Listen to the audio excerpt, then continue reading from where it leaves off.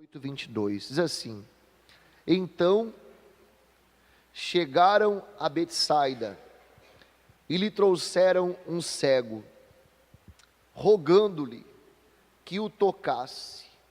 Jesus, tomando o cego pela mão, levou-o para fora da aldeia e, aplicando-lhe saliva aos olhos e impondo-lhe as mãos, perguntou-lhe: vês alguma coisa?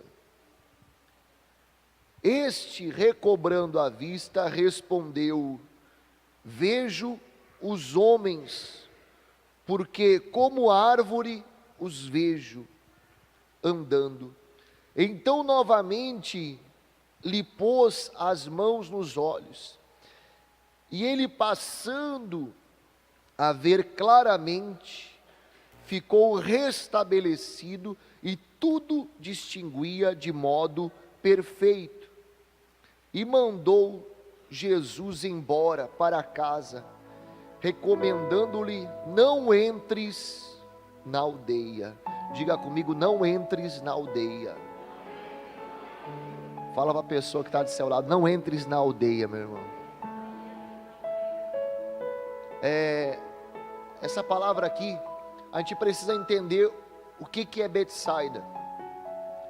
Esse lugar chamado Betsaida é um lugar onde as pessoas daquele lugar, elas não cultuavam a Deus, elas não tinham nenhuma preocupação, na verdade, em buscar o Senhor, em priorizar a Deus, não tinham nenhuma preocupação no seu coração em colocar, Deus no lugar dele, que é em primeiro lugar nas nossas vidas, amém?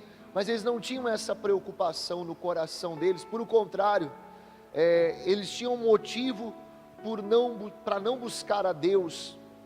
Aquela terra era uma terra de muita festa, era uma terra onde tinha muita prostituição, onde acontecia muitas coisas. Então aquilo ali se tornava um motivo para que as pessoas dissessem: não, nós não precisamos, é uma verdade, nós não queremos, porque a pessoa sabe que quando ela vai para Deus, ela vai para Deus para ter uma vida reta, amém? Para que haja uma mudança. E é importante a nossa conversão, a gente entender sobre conversão, porque converter significa mudar, cada dia mudar mais, se aperfeiçoar mais, querer melhorar. Diga graças a Deus, amém? E esse é um desejo que Deus traz no nosso coração, que o amor de Deus traz ao nosso coração, que é querer mudar a cada dia, melhorar a cada dia, como pai, como marido. Muitas vezes eu explico, e eu gosto de explicar sobre isso. A gente está numa escola, num colégio, Tu fez o primeiro ano, o segundo, o terceiro, assim, começou no pré, aí vai o primeiro, segundo, terceiro, e assim até o nono agora, e aí vai para o primeiro, segundo, e vai chegar na faculdade, então o casamento é a mesma coisa, é a mesma coisa o casamento, o casal, um vai o que? Estudando o outro, vai crescendo, vai melhorando como família, vai aprendendo que sem respeito, por exemplo, não existe amor. Se você quer que haja amor, primeira coisa, tem que ter respeito. Uma pessoa que ela não te respeita, jamais ela vai te amar, jamais. Primeira coisa que a gente tem que ganhar é o respeito, depois o amor segue o respeito, amém?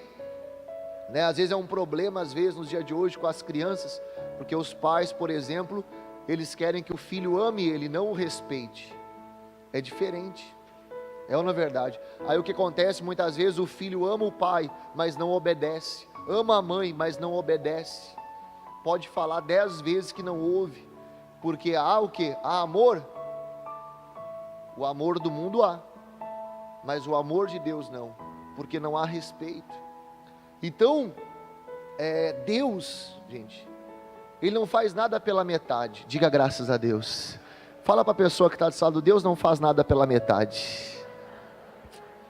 O Senhor Jesus, e nem algo em vão, Talvez parecia que Jesus não tinha nada para fazer, daí ele foi para Betsaida. Não, não foi isso. Betsaida era um lugar muito difícil também de ser acessado. Era uma aldeia muito retirada e de difícil acesso. Você pode estudar um pouquinho mais sobre Betsaida e entender. Era um lugar muito retirado. Mas bispo, o que isso aí tem a ver com a minha vida, com o meu dia a dia? Nós já vamos chegar lá. Jesus chega em Betsaida, e quando ele chega, um homem aparece, elevado. E esse homem, ele quer o quê? Vamos ler aqui, rapidinho. Então chegaram a Betsaida, trouxeram o homem rogando que o tocasse. Amém? O que esse homem estava rogando? Que Jesus tocasse nele. Isso já é um fruto espiritual, Quando Jesus ele toca na gente, muitas coisas acontecem. Diga graças a Deus. Jesus nunca tocou numa pessoa e aquela pessoa ficou do mesmo jeito, da mesma maneira. Mas você vê que numa terra aonde as pessoas não crê, não tinham aquela fé despertada em Deus, não tinham um coração voltado para Deus, pelo contrário, o rejeitavam, logo aparece um cego, pedindo que Jesus toque nele. Diga graças a Deus. É forte demais isso, porque tem pessoas que por mais que alguém tenta convencer ela, e hoje o mundo está tentando convencer as pessoas a não buscarem a Deus de uma maneira, através da mídia, através de tudo que existe, tentando apartar a pessoa de Deus, tentando colocar um rótulo, mudar os rótulos. É uma verdade. Você vê, por exemplo, tem uma série aí que está fazendo sucesso. Como é que é o nome da série? Lúcifer. E tenta apresentar o diabo como um bom ser bonzinho, como o diabo não mente, não é verdade?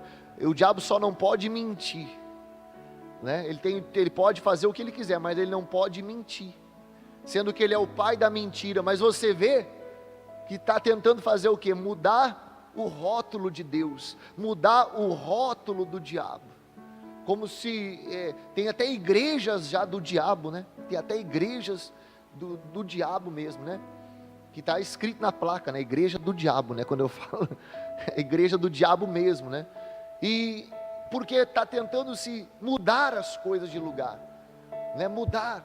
Mas aquele homem, mesmo naquele lugar, aquele cego, ele era um cego, os seus olhos eram cegos, mas espiritualmente não. Espiritualmente ele conseguia enxergar que Jesus era a solução, que Jesus era a saída. Amém?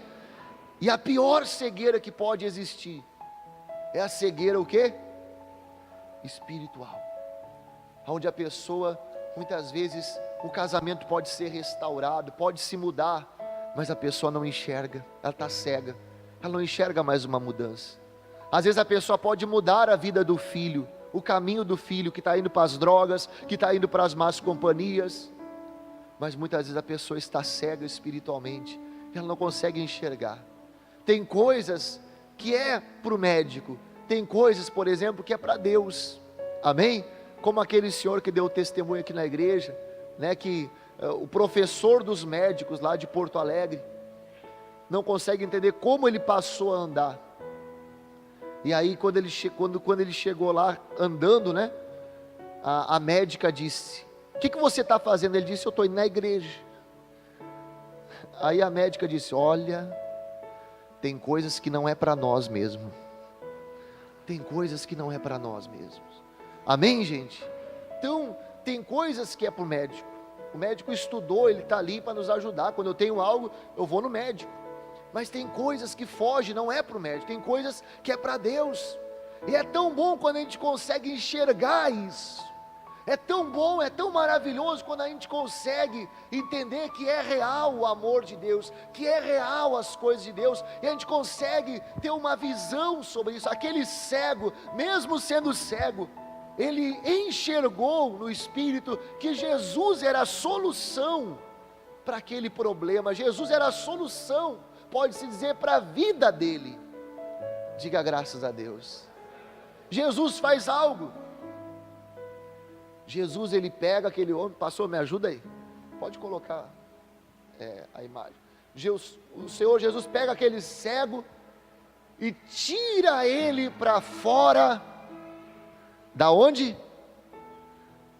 Da aldeia.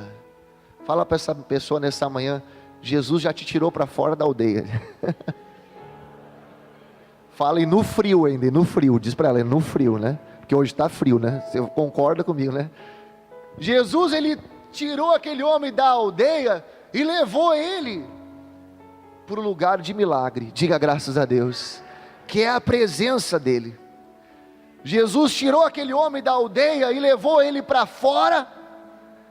Vamos conversar agora, eu e você. Oh, que coisa boa, amém? Vamos conversar eu e você aqui. Jesus, ele toca naquele homem e pergunta para ele, o que você está enxergando? Jesus, ele sempre quer passar algo a mais para a gente, glória a Deus. Ele sempre quer passar um recadinho, né? Com as suas curas, com os seus milagres. Ele sempre quer passar um recado para a gente. Então, o Senhor Jesus, ele toca nos olhos daquele homem e pergunta, o que você está enxergando? O que você está vendo? Ele diz, eu estou vendo homens como árvores. Eu estou vendo homens como árvores. Então ele estava vendo, mas ele não estava o quê? 100% curado. Vamos colocar aí um milagre pela metade. Um milagre pela metade. Você vê que o Senhor Jesus, ele, como eu falei no início, ele faz algo pela metade? Sim ou não? Não. Então quer dizer que ele quer passar algo com isso. Às vezes a gente está enxergando pela metade. Às vezes a gente enxerga tudo. Nós estamos falando espiritualmente, amém? Às vezes a gente enxerga tudo materialmente. Como assim, bispo? Por exemplo, a gente lida com o nosso trabalho, e aquilo que a gente faz bem feito, e a gente sabe fazer, e sabe, a gente sabe como lidar com muitas coisas, e quando fala na nossa área, a gente já domina, a gente entendeu tudo sobre isso, sim ou não? Falar com uma pessoa sobre obra, com mestre de obra sobre obra, ele vai dizer tudo, sim ou não? Ele vai dizer tudo, não é assim, assim, assim, vai te dar detalhado, isso daí eu entendo. Fala com um eletricista, e assim em cada área. Fala com um padeiro, né? Qualquer um, sobre a sua área, ele vai te explicar tudo sobre aquilo ali. Tudo. Só que às vezes espiritualmente, a gente está o quê? Ou não está enxergando, que é o primeiro caso, que a gente não enxergar as coisas espirituais. O segundo caso é a gente enxergar mais ou menos. É quando eu busco a Deus, eu até, já reconheço que Ele faz milagre, que Ele opera, que Deus faz, mas ainda dentro de mim tem um mais ou menos ainda, sabe? Dentro de mim ainda, eu não me lancei em Deus. Eu ainda, dentro de mim, ainda carrego ainda algo que não está apegado no Senhor, porque muitas vezes a pessoa ela vai na igreja, porque ela gosta da música, do louvor, sim ou não? Porque é amigo de alguém, conhecido de alguém. Às vezes a pessoa vai na igreja, porque ela ouviu do pai dela e da mãe dela, você tem que ir na igreja, hein? Então, ela vai, mas ela não ainda teve aquele encontro com Deus, ela ainda não colocou a vida dela no altar, ela ainda não disse ainda, Senhor, dirige a minha vida, dirige os meus passos, Senhor, sem o Senhor eu não sou nada, sabe, Senhor, eu preciso do Senhor mais claro que o Espírito, o Senhor é a minha salvação, como Davi dizia, o Senhor é a minha luz, é a minha salvação, amém? Quando a pessoa entende quem é Deus na vida dela, quem é Deus? Eu quero falar rapidinho sobre dois reis. O primeiro rei é o rei Saul.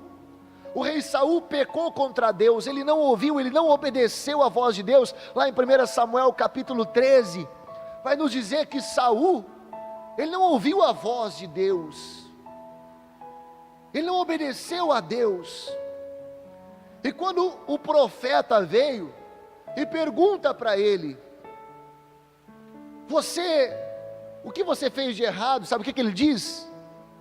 Ele diz: nada, eu não tenho feito nada errado, eu não tenho feito nada, está tudo certo, está tudo perfeitamente, eu sou uma pessoa, estou conjecturando, eu sou uma pessoa boa, eu sou uma pessoa honesta, se eu puder ajudar alguém eu ajudo. Só que ele não obedecia a palavra de Deus, ele não estava guardando a palavra de Deus, e o profeta Samuel no passado, boca de Deus, amém? Disse para ele: tu rejeitou a Deus, tu rejeitou a palavra de Deus, Deus está te rejeitando como rei. Ele disse: não tira de mim o meu trono, por favor, não tira de mim o meu trono. Diga comigo: meu trono. Diga comigo: meu trabalho. Diga comigo: é tudo que eu tenho. Não tira de mim, por favor, não tira. Eu não posso perder meu trabalho, eu não posso perder o meu sustento, eu não posso perder a minha regalia, eu não posso perder o meu trono. É muito forte isso, amém? A Bíblia fala que Davi, que era segundo o coração de Deus, ele também pecou, ele também errou, e errou muito pior. O pecado de Davi foi muito pior do que o pecado de Saul. O profeta volta, o mesmo profeta Samuel volta, e diz: Davi, o que é que tu fez? O que a Bíblia fala que Davi fez? Davi rasgou as suas vestes. Diga comigo: rasgou as suas vestes, dobrou o seu joelho e disse: por favor, não deixe eu perder o Espírito Santo. Diga graças a Deus. Primeira, os Salmos 51. Salmos 51. Davi rasga a sua veste, dobra o seu joelho e fala: não deixa eu perder o Espírito Santo, não me tira a alegria da salvação, não me aparta o meu coração do Senhor. A prioridade dele era quem? Era Deus, amém? A prioridade de Saul era o trono, a prioridade de Davi era Deus. Você consegue enxergar, gente, nessa palavra? Quem enxerga pela metade e quem consegue enxergar com clareza, tem uma diferença ou não tem? Tem. E nós estamos hoje num culto espiritual, num culto de Santa Ceia, amém? Aonde nós temos que enxergar, gente, aquilo que Jesus fez por nós é tão precioso, é tão valioso, o que Jesus fez por nós, o sacrifício que Ele fez. Se a gente conseguir enxergar o sacrifício que o Senhor Jesus fez, amém? Abra sua Bíblia em Isaías, para a gente ir para o final da palavra, e se você não desmarcou ainda, deixa o dedo, né, que depois nós vamos voltar, só para encerrar, nós estamos encerrando agora, a palavra. Isaías capítulo 53, versículo 4, diz assim: certamente Ele levou sobre si, Isaías 53, versículo 4, certamente Ele levou sobre si as nossas enfermidades, e as nossas dores levou sobre si, e nos reputávamos por aflito, ferido de Deus e oprimido. Olha só, mas Jesus, né, Ele foi transpassado pelas nossas transgressões e moído pelas nossas iniquidades. O castigo que nos traz a paz estava sobre Ele, e pelas suas pisaduras fomos o quê? Sarados. Todos nós andávamos desgarrados como ovelha, cada um se desviava pelo seu caminho, mas o Senhor fez cair sobre Ele a iniquidade de todos nós. Ele foi oprimido e humilhado, e não abriu a boca. Como o cordeiro foi levado ao matadouro, e como ovelha muda perante os seus tosqueadores, mas Ele não abriu o quê? A boca. Diga graças a Deus, gente. Alguém conseguiu entender isso? O Senhor Jesus, Ele chamou para Ele todo o nosso pecado, para quando a gente crer nele, nós ser limpo, liberto. Sabe o que é todo? Por isso hoje a pessoa, ela pode se sentir mais longe, mais distante de Deus, a pessoa mais errante, a pessoa mais pecadora. Deus está te chamando a olhar para Ele, a crer nele, a se voltar para Ele. No momento em que você se volta para o Senhor Jesus, toda acusação espiritual cai por terra, amém?